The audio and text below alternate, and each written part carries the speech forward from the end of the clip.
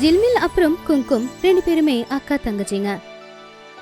ஜில்மில் கஷ்டப்பட்டு உழைக்கிறவ, ஆனா குங்கும் ரொம்ப பொறாமப்படுறவ. அவங்க 2 பேரும் ஒரு மரத்தோட கீழையில உட்காந்துக்கிட்டு இருந்தாங்க. குங்கும், எனக்கு என்ன தோணுதுன்னா, நாம கொஞ்சம் விவசாயம் செஞ்சாகணும்.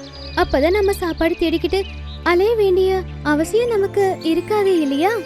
நீ சொல்றது எல்லாம் சரிதான், ஆனா நாம என்ன விவசாயம் பண்றது? நமக்கு என்ன விவசாயம் பண்றது, எப்படி பண்றது, எதுவுமே தெரியாதே.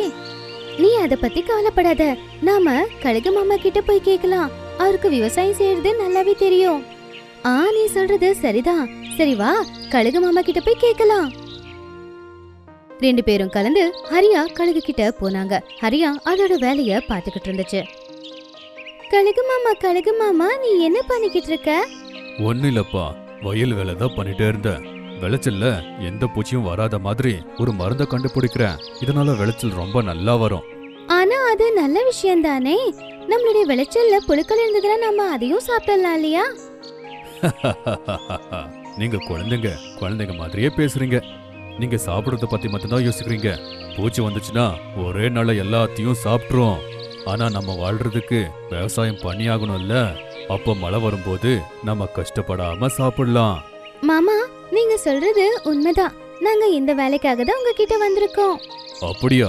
இன்னைக்கு அந்த மாதிரி வேலை என்ன? நீங்க வேலை பாக்குற மாதிரி? மாமா, நாங்களும் விவசாயம் பண்ணலான்னு முடிவு பண்ணிருக்கோம்.